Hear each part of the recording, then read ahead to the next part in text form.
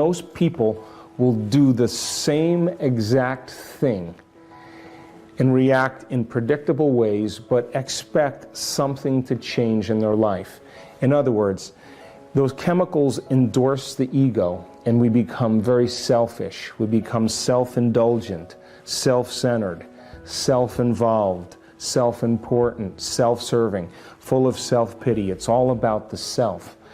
Now, this is the tragedy, because in crisis, if you're addressing a financial crisis or a crisis in a culture, and everybody is selfish, and everybody's living by those emotions, then they're pushing their way to get to the head of the line. They're competing. They're forcing outcomes. They're using very primitive systems to try to take care of themselves.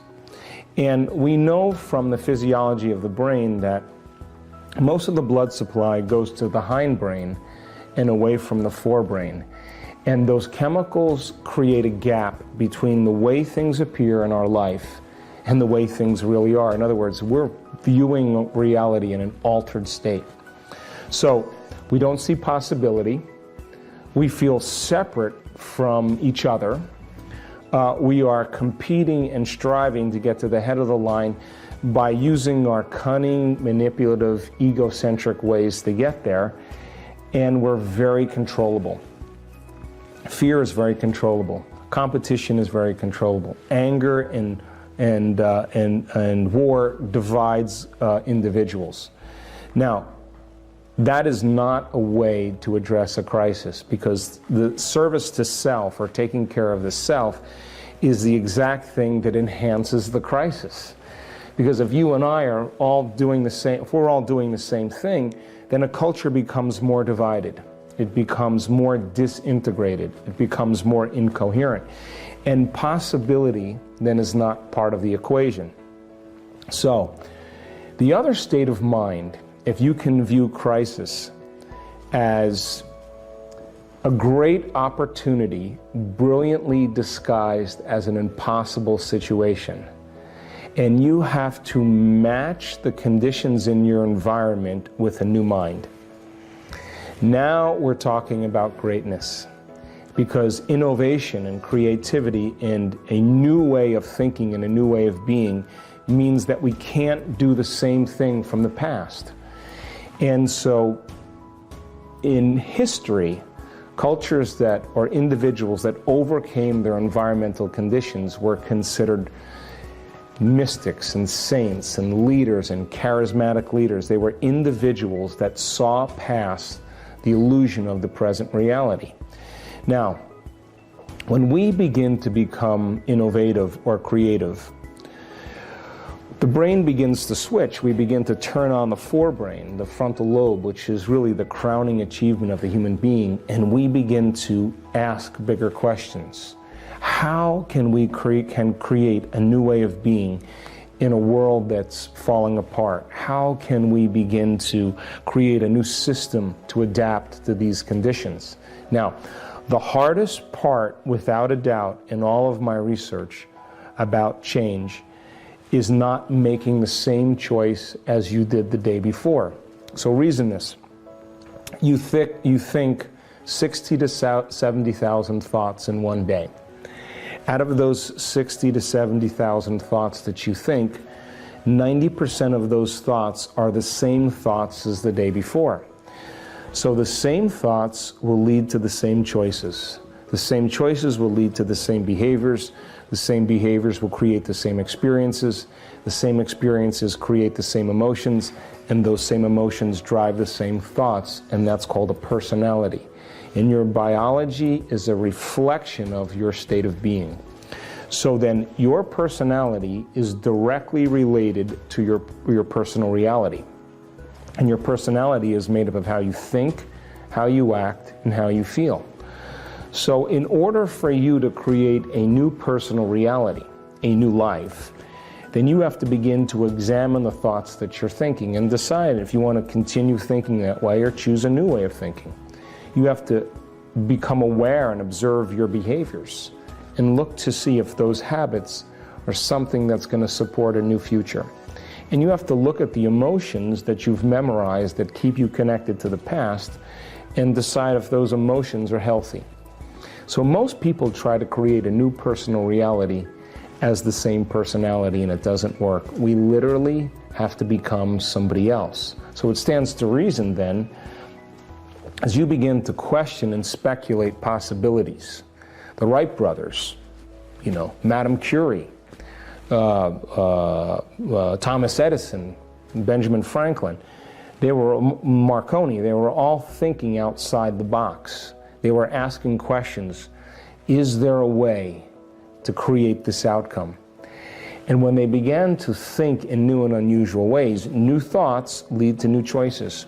New choices lead to new behaviors lead to new experiences create new emotions, and all of a sudden you start to transform. So, in order to change a culture, you have to change individuals. We have to change it individual by individual. Now, this requires then, by not making the same choices you did the day before, to begin to think and act in different ways. This is the creative function of human beings. So if an economy is collapsing, if a government is deceiving, if people are no longer feeling supported, then we have to think in uncommon ways in order to adapt to the environment. If we don't, then it is really the environment, the external world, that's controlling how we think and feel. We're victims to the external world. Is it possible to change the way you think and feel and have some effect in your environment? Now, that is a concept that when people are struggling to survive becomes very difficult, because you're still worried about the food on your table, you're still worried about the well-being of your children. But what's the alternative? I mean, there aren't many other alternatives. So then when we start asking unlimited questions like, what would be a great way to run a business in this changing world? How could I begin to influence my future? It requires one amazing thing, and that is gaining knowledge, gaining information. Every time you learn something new, you make a new connection in your brain. That's what learning is. And as you begin to think about new ways of being and you're learning new information, the brain begins to fire in new sequences and new patterns and new combinations. And whenever you make the brain work differently, you are changing your mind. Mind is the brain in action. So when we begin to get creative, something unusual happens. We stop living by those survival emotions. Those survival emotions alter our perception and cause us to look at the future through the lens of the past. As we begin to design a new way of being, we have to lay down the very thing that we used our whole life to get what we want for something greater to take over. Now we're talking about genius. Now we're talking about innovation. Now once the idea comes, the next step is that you have to take action. You have to do something with it. So for example, a person may say, I lost my job, and they may see it as the worst thing that ever happened to them. But Steve Jobs was fired from Apple. He was on the board and they fired him. And then he created Pixar. And then when he created Pixar, they hired him back onto Apple and Macintosh, and he became the leading executive. So when we have situations in our life, most people are defined by those situations emotionally. They brands them, and they no longer want to move forward. So let's say a person loses their job, and they're confronting difficult conditions. But a person who would say, well, let me look at the world. China is doing very well. I have a little experience in computers. Hey, I have experience in sales. Oh, I know a person who travels back and forth to China. And we start having to think outside the box. So maybe I can begin to leave the present reality that I have and begin to explore new realities. Now, it means that you have to be willing to step into the unknown. It means that you have to step outside the familiar self.